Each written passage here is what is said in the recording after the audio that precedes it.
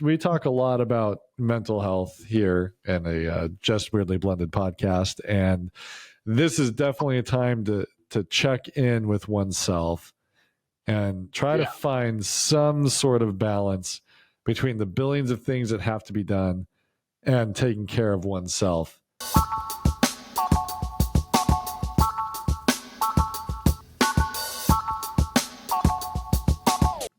Welcome back to Just Weirdly Blended. I am Tom. And I'm Jesse. We are here again for another episode of Just Weirdly Blended. Yeah. So, Jesse. What's up? Oh, go ahead. No, you were saying something. Oh, I was going to say, we actually tried to get a video in. It's very shitty. We did. Jesse is currently in the outskirts of Portland and Salem, Oregon. I'm still back home in the dirty Tri-Cities. And we had some funny moments. Jesse was able to climb up on a wall. I know, it sounds crazy. My hotel. Having lost, I mean, I guess we could still try to find that little clip. It made me laugh really hard. I wish you guys. The intro. It was a great intro. Jesse started up on a wall. I mean, like, imagine Spider-Man in the corner of a room. That's what Jesse looked like. And then he like hopped down on the bed, did some like rolly spinny stuff, and then there he was in the chair. I should have done like a elbow from the top rope. That's what I should have done. I thought about it, but then I was like, I'm going to end up breaking that bed or something. Yeah. I think you were smart not to do it. You probably would have gotten kicked out of your hotel room by now. But yeah, you're on a work trip. So you drove about 6 hours away from home for this? Salem's about a little over 4 hours. Yeah, a little over 4. So 6 is a little bit of overkill. Like I was saying last week, I was already over here. Yeah. Because I had I'll just say the story over. Yeah, do it. So last week I had to come here because I had to let go of one of my technicians. And, you know, that whole situation was unfortunate because, you know, I like the person. It's just, you know, job wasn't getting done. And, you know, told him a bunch of times and gave him chances. I think if I have a fault, if I have one, I have many. But I'm like, I give people a lot of chances sometimes, too many. Sure. To the point where it like kind of hurts you. And that's kind of a bad thing sometimes. Gotcha. Because then they can abuse that. You know, if you're like super nice, you know, people end up abusing that because they're like, well, they won't do nothing. Sure. Yeah. And then you can get more angry. Yeah. So you were talking before. Sadly, we lost the footage, but you were talking about being in an uncomfortable situation. It's not very comfortable to have to let somebody go. Oh no, dude! I was like nervous. I don't like conflict. I'm not thinking that they were gonna like beat me up or anything, but yeah. It was just like I like the person as a person. I like them. Right. And it being this time of year, it's a hard time of year. Oh, I remember asking Alicia, I was like, you know, because I told her what was going on, that I was going to have to do this. And I was like, is it fucked up that I got, you know, this Christmas? And she was straight up. She was kind of, but it's like, she goes, it is, but it's also, you have to do this. This is something you got to do, you know? Right. It's not like, and she knows the situation. She's like, you gave this person so many chances. Yeah. Like, more than they deserved, right? Sure. But it was uncomfortable, man. The whole 4 hours, sure. That's all I thought about. How am I going to say it? You know, I had a whole conversation in my head, and when it came time to like say it, it didn't sound as good. Yeah. It sounds like just like bleh. But I warned you, you're done, you're fired, go. Yeah. I made it quick. It was like a 2-minute conversation, maybe. Well, that's kind of good, though, right? I mean, wouldn't it be worse if you like dilly-dallied around it? Yeah. Tyler helped me, my boss. He helped me a lot. Yeah. Like, you know, with, you know, just don't say sorry and this and that. And that made me think, like, damn, I say that a lot. I'm sorry. Sure. And what do you have to be sorry for? I know, that's what I mean. She should have done her job. You warned her. She knew. She knew what was coming. Yeah. Yeah. Dude, it was, when I tell you, like, I'm in a mess, I actually think I think she was going through some stuff. Uh-huh. So I kind of wish I could have helped her in that way, because she had she hoarded a lot, like legit, not like, how we loosely use that term, Sure. like, oh, I'm a hoarder, when in reality you're more like maybe a pack rat. Yeah. I think she legit was, though, because it was like the office was really, really bad, and then the car was bad. Hmm. It was crazy, Yeah. but after unpiling and cleaning out and doing this stuff, I started realizing, okay, I felt justified in why. Sure. I didn't feel as bad after a while, because I'm like, dude, this is a lot of crap I'm dealing with right now. Yeah. Like a job that didn't get done. Hmm. But sometimes that happens. But I think it's a good thing to be uncomfortable, though, Yeah.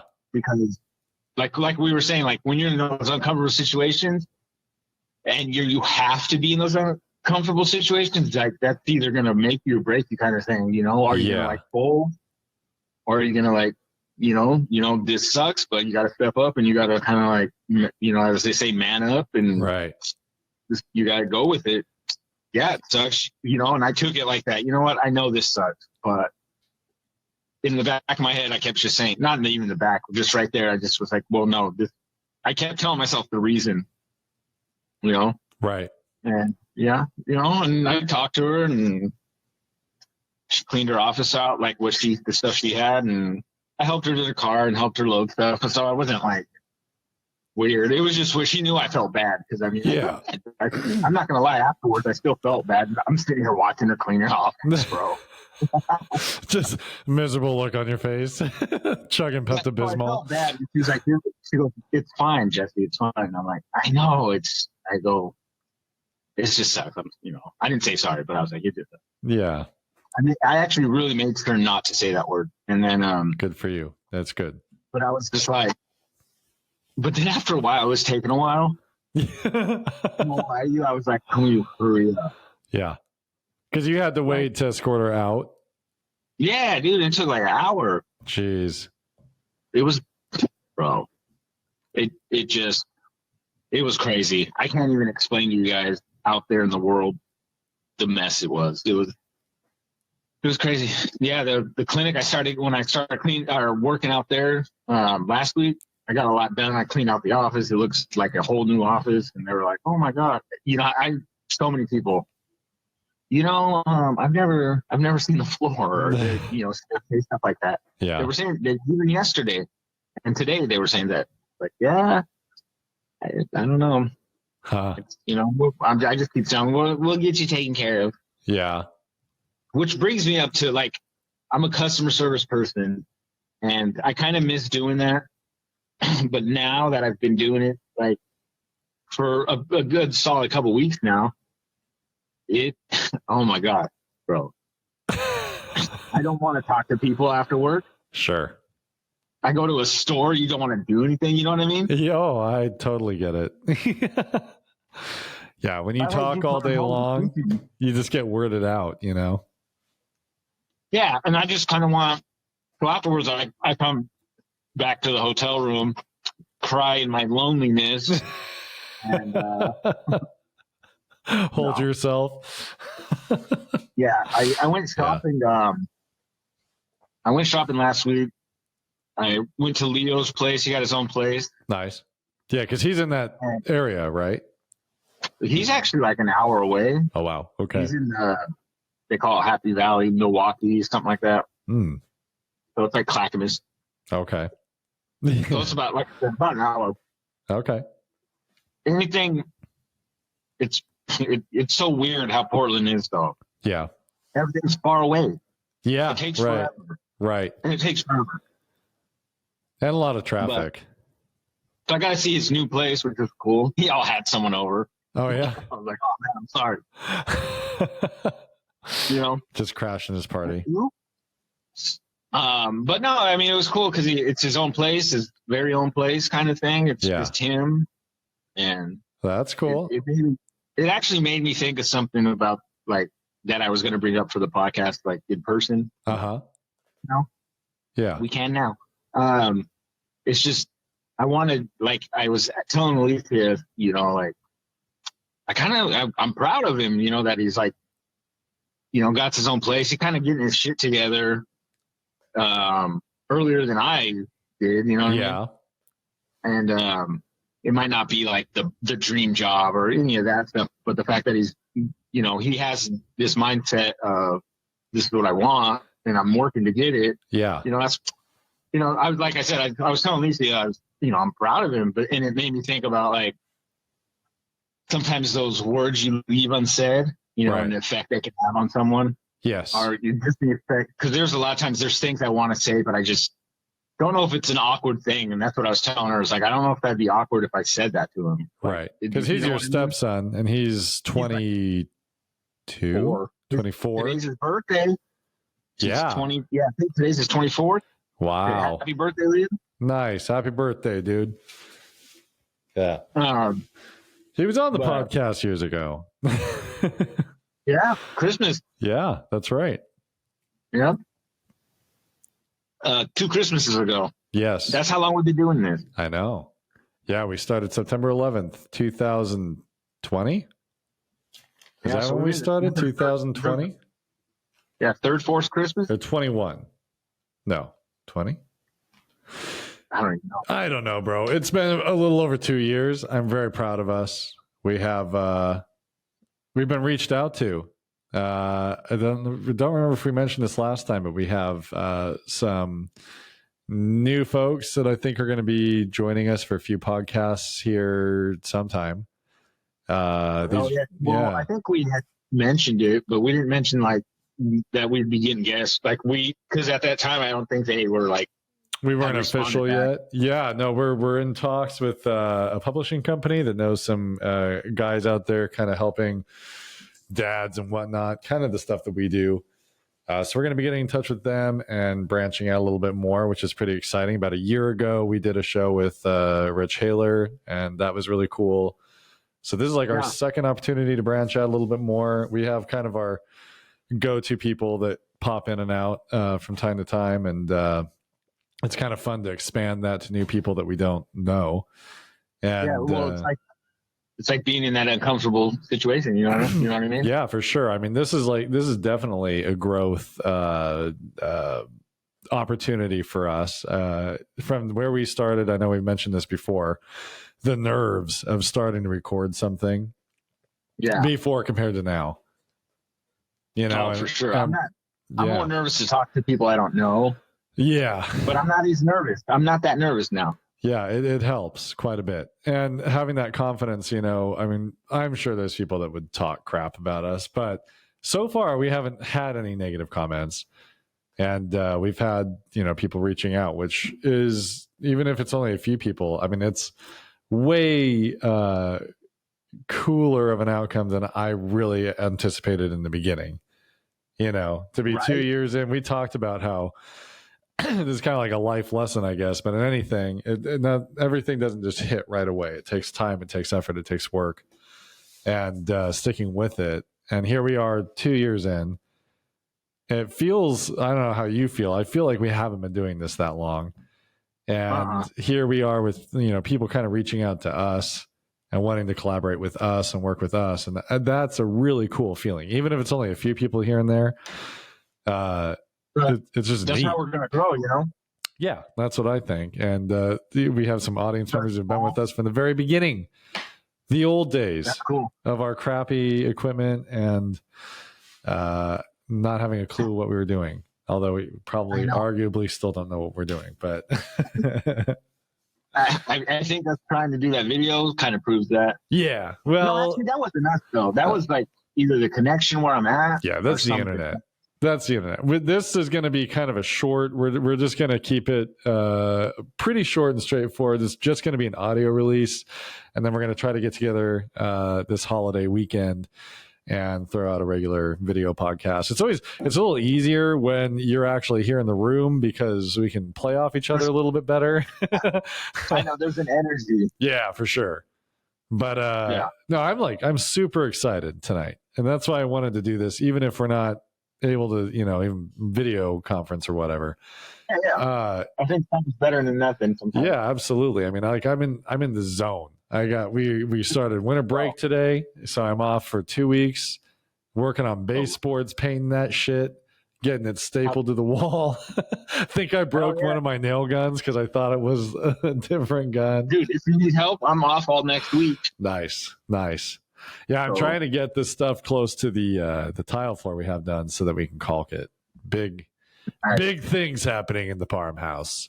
I know. I want to start tearing my kitchen up, I think. Yeah. When I'm off. Yeah. See, these are the fun adult things that we talk about, which actually rolls me into something that I was thinking about wanting to bring up because I love this time of year. I'm so stoked between Thanksgiving and Christmas. I mean, dude, I love Christmas. Just like the happy time, right? Like there's just so much joy for whatever reason. It's like, whatever it is, the people or the excitement, the energy, the kids, whatever it is, it's an exciting time. But as we become adults and deeper into our adulthood, it is also absolutely one of the most stressful times. And, I mean, it's like I forget every year just how much goes into making a holiday season work. At my job, it like doubles down on the workload because of all the things you have to think of and plan and figure out. At home, you guys are doing a party at the house? Yeah, we do the Christmas Eve party, which I absolutely love. Blanca's always nervous ahead of time. She's definitely more, what is the word? Socially uncomfortable than I am. I don't know what the word is, but more hesitant socially. But she always enjoys it once we get the party going. It's always like beforehand that she gets kind of anxious. But she's held it together really well. She's doing a good job. And we've got the house looking better. We got the floors in. We've been working our asses off for the last few months. But all those things compound, and we talk a lot about mental health here in a Just Weirdly Blended podcast. And this is definitely a time to check in with oneself and try to find some sort of balance between the billions of things that have to be done and taking care of oneself. I agree. Yeah, it's a tough thing to do. I don't know what the answer is, but well, it's funny you say that because I don't know I don't know if it's the traveling or the fact that I'm changed up. Feels like my job changed up. I don't know what it is, right? But lately I've been feeling like you were saying, you're feeling the zone and all that, right? Yeah. That's how I feel. Nice. I feel like I've been in the zone. I feel like I was just saying I feel happier now than I don't know. That's awesome. Like new energy, right? New life force in you. Not only what's going on with work, but with myself. I feel good about myself. That's great. It's been a hot minute, and so yeah, no. So this time of year, I don't feel as stressed, even though I'm stressed. Yeah. I just keep reminding myself, no, man, I'm in a good headspace right now. I'm going to enjoy this for absolutely the moment it's there. Yeah. Although I almost racked it. I racked my head earlier. You almost knocked yourself out, but I know. Luckily, there was a doctor. That's funny. Look, Alicia, I was telling her, and she was like, so what I hear is some bitch is trying to I think you better take your pants off so I can check you out. I don't know. I was like, man, I just hit the side of my temple. What do you mean? I don't know what that has to do with my butthole, but okay. But no, oh man, they glued my head shut. So I'm good. Oh man, my favorite joke you made. You're not allergic to silver, are you? Well, I'm not a werewolf anymore. So yeah. For those of you who have not seen the old episode, Jesse, when he was about 6, 7, something like it's 7 or 8, warned mean kids on the playground that he becomes a werewolf, and then proceeded to become a werewolf in front of their very eyes. Yeah, no, someone pissed me off, and I became that werewolf, man. Chased him and everything. Not weird at all. I love it. I wonder how much of you believed I was a werewolf. I don't know. I wonder how many of them still get together and say, "Hey, remember that guy Jesse?" Remember that weird ass that kid? day that he became a werewolf on the playground. Do you remember that? Dude, that's so funny. God, Oh, that's that's great. fucking. That is so great. But you know, that's kind of funny though, because it's weird how there's these people that enter your lives that they have this idea of who they think you are Yeah. based off like a one encounter, right? Right. So that first encounter, like they say, you know, like first impressions, Mm-hmm. like sometimes that's all they need, that little bit, and then they either think you're this weird person or you're a dick or you're the Right. nicest guy, but you could be the biggest dick in the world, but they think you're such a nice guy. Do you think You that know? it impacts the way that we behave? I mean, like, I kind of think, because I've been in there, like, if sometimes if I'm nervous, I'll joke way too much. And then I can come Oh, across as kind of like, you know, a funny idiot type or whatever. And then sometimes I I do can be that really now. serious. And I found myself in different circles, stuck in different sort of personality expectations where it's like you kind of get You know, typecast. I think it's a thing where you play to the crowd you're around. You know what I mean? Sure. Yeah. Yeah. Right. Like your energy, you can feel like that energy. Like, you know what? They like, for me, when I go around to clinics or I'm like talking to users, there's just certain people that I'm like, oh, I probably shouldn't even joke with them. You know, Sure. Right. they're gonna be so offended. Right. But then there's others like I'll say some off the wall shit, and I've never met them. It's just, you can tell that they would joke around. Right. Because you know, sometimes you got to make lighthearted of like situations, and that's kind of what I do when I go and I talk to people. Right. Yeah, I'll just joke with them. Yeah, been having a blast with a lot of people that I work with. I've joined a few like what do they call them? Committees or whatever. And I've really come out of my shell in the last few years. Like I felt I don't know, I felt not comfortable doing that for a while. You know, we had COVID going on and a whole bunch of crazy stuff, and I did not come out of cool. Yeah, I mean, I feel great about it because I've really kind of let loose. People have seen my real personality and gotten to know, like, I joke around a lot. And so it's fun. It's very much like I feel way more connected to everybody. And I think people enjoy me being around, which is nice. Well, I think it makes the workplace like that much better. That's kind of something Yeah.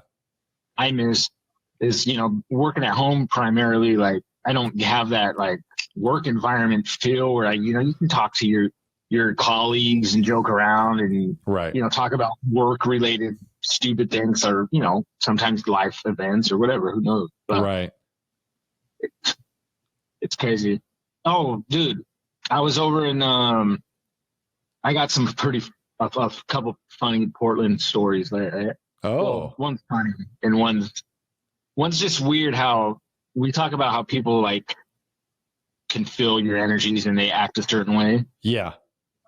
Like, so I was getting ready to head out, or I was going somewhere, but there's this guy who worked for McKesson. His name was Wayne. He was delivering some boxes, and he's like, you know, can you let me in? I'm like, oh yeah, here, you know, come on in. You know, let's get these boxes in, whatever. Yeah. I'm like, you know, and I just, hey, how you doing? What's going on? And, you know, and he was like, bro, told me everything. He married for 22 years. His wife just came and told him that they were like, she doesn't love him and that she wants a divorce, you know? Wow. And he was like telling me all this stuff. And he's like, I don't know what to think. Like, no, man, I've been there, you know, I've been divorced, but, you know, my situation's a little different, you know? Yeah. But he was like, no, I've been texting her doing this stuff. And he's like, gets upset and I just don't know what. And I was like, if I'm going to be honest, man, I don't text her. Just leave her be, you know? Yeah. It's, you know, I know as hard as that's going to be, just that sometimes in those situations, I go, you got to like give her some space. Give her space. She doesn't want you to text her. It sounds like, just don't. I mean, and if anything, that's going to make her kind of, wait, why isn't he texting me no more? Or you know what I mean? Right. There's going to be that other effect where it's like, shit, yeah, I kind of miss talking to him, or, you know? Right. Yeah. Human mentality is pretty funny. The more available you make yourself, the less attractive you seem. Exactly. Which is so screwed up, but But it's yeah, true. it was just so weird that he came out and was, like he spilled his guts. Like he had just, this is recent. And I was like, oh man, I'm sorry. And then I was like, and then my dumb ass, have a good Christmas. Tell the family I say hi. So, yeah, I'll try. I was like, no, man, you're good. I just hope you have a really blessed Christmas and just, Yeah. don't, Well, I mean, truly, I mean, involve it's, yourself. yeah, Christmas Day is not an easy day if you have stuff like that going on.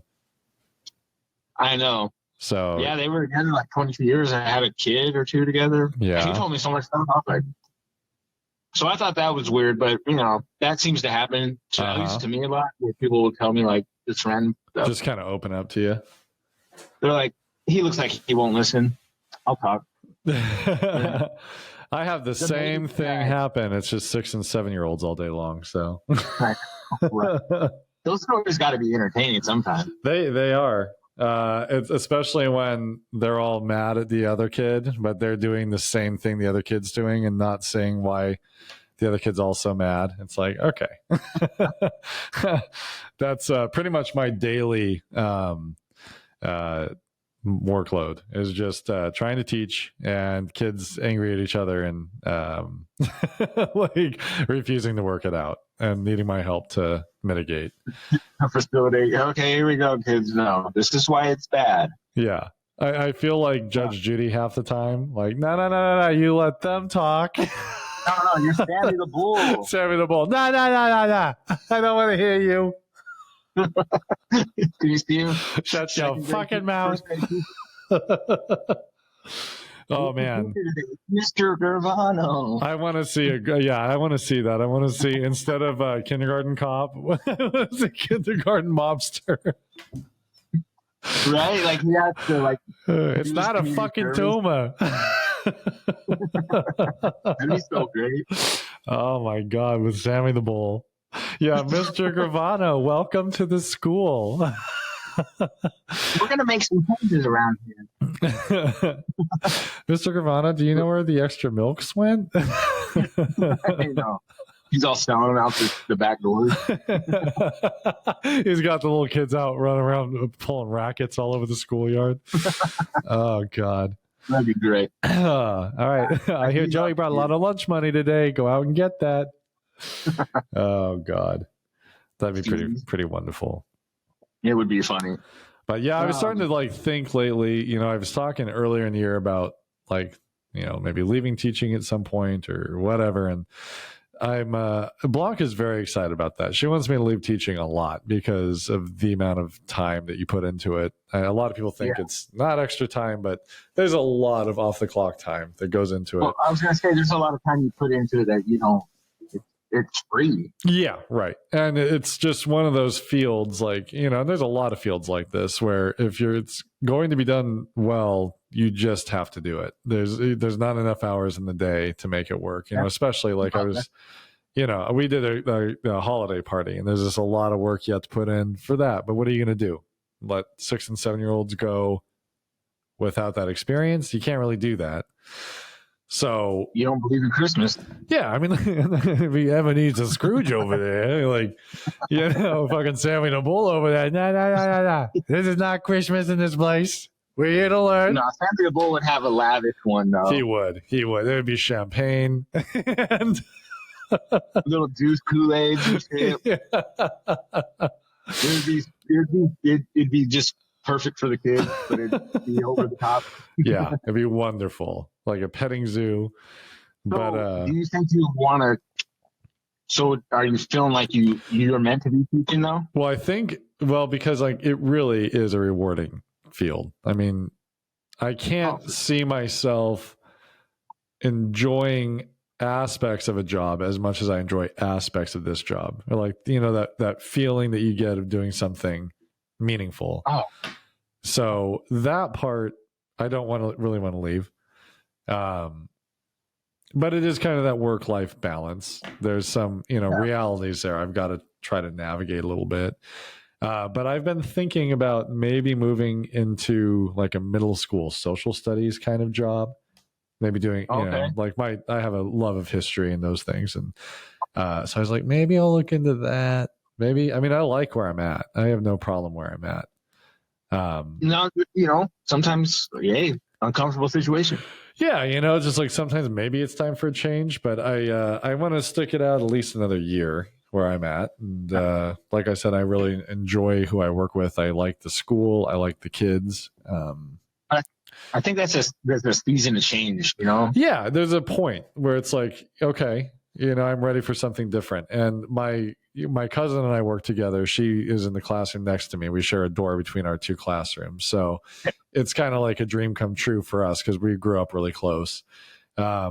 But they're doing district boundary changes. And so that could change teaching staff depending on how many kids we have. So the thing that we're nervous about is that she's going to get moved.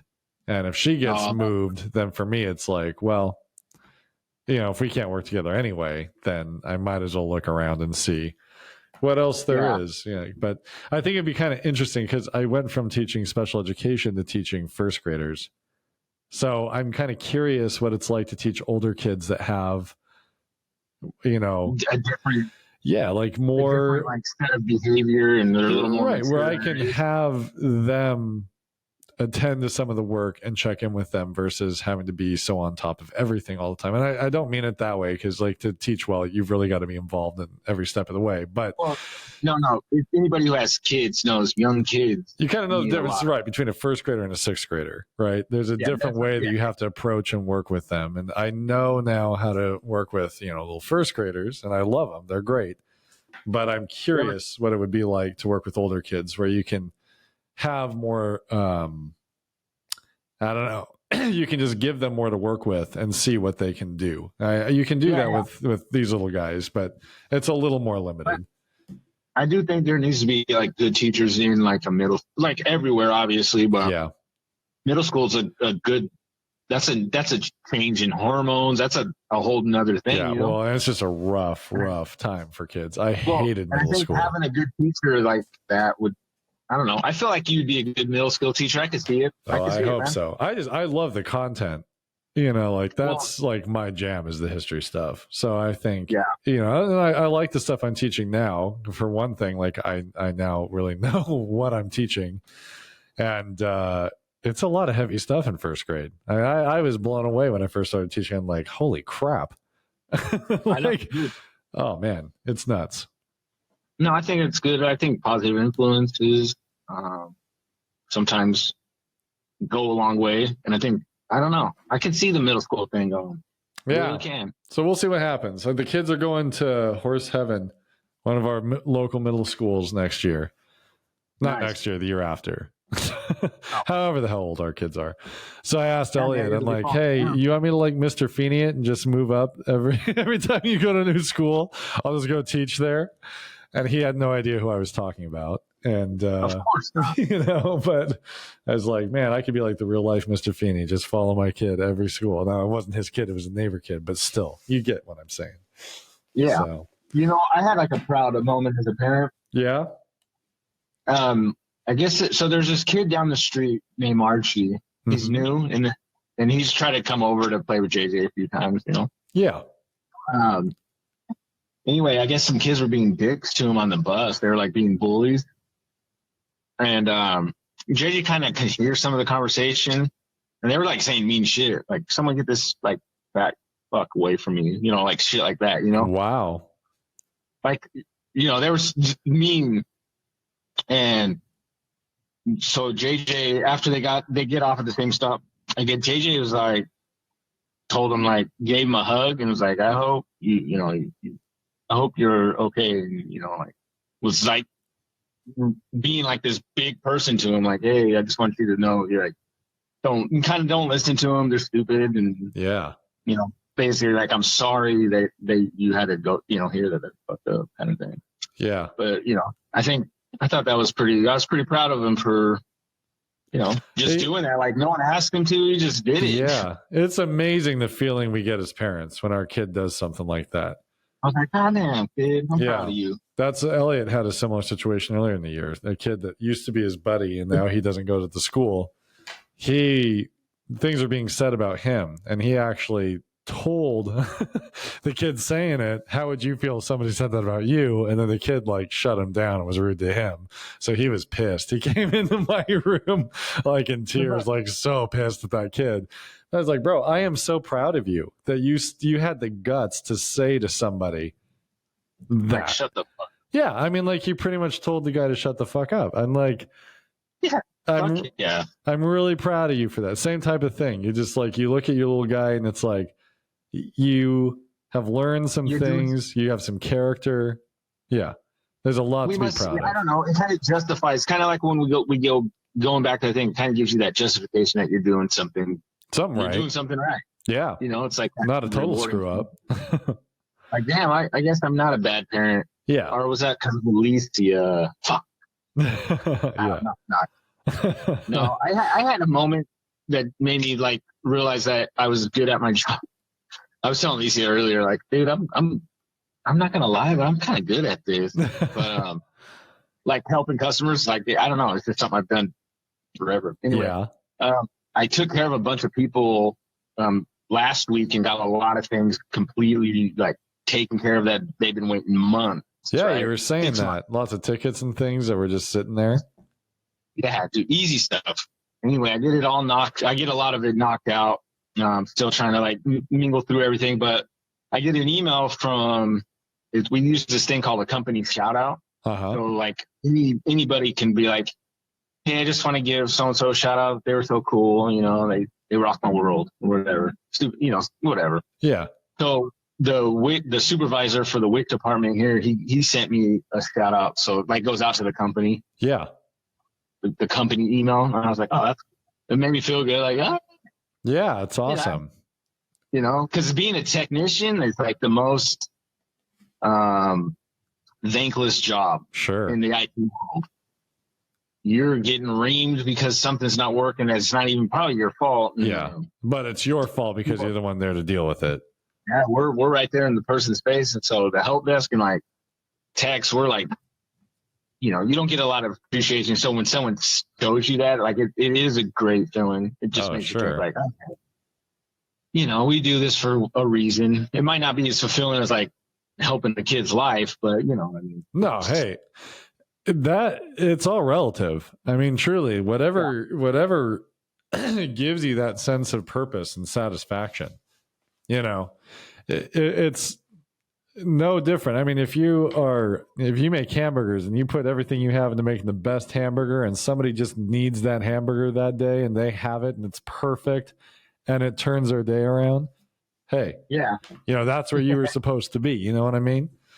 Yeah, if you're like the best mobster and you just, you know, anytime somebody gives you shit, you can just be like, hey, nah. You know, I mean, we all have our purpose, our calling. So you're right. We do. I think I'm supposed to be nice to people. Sure. Yeah. I don't. Although sometimes. So before we go, so one of the rumors. So I had okay, let me start over. I had a provider come to me, and he introduced himself, whatever, and then he goes, "Hey, can I ask you a question?" And I'm like, "Sure." And he's like, is it true that there was a gallon of milk in her office when you were cleaning it out? And I was like, I laughed because I go, no. I was like, he had a gallon of milk like in the fridge, and it was in the hallway because it wasn't, you know, it wasn't like a nasty gallon of milk. That's just bad.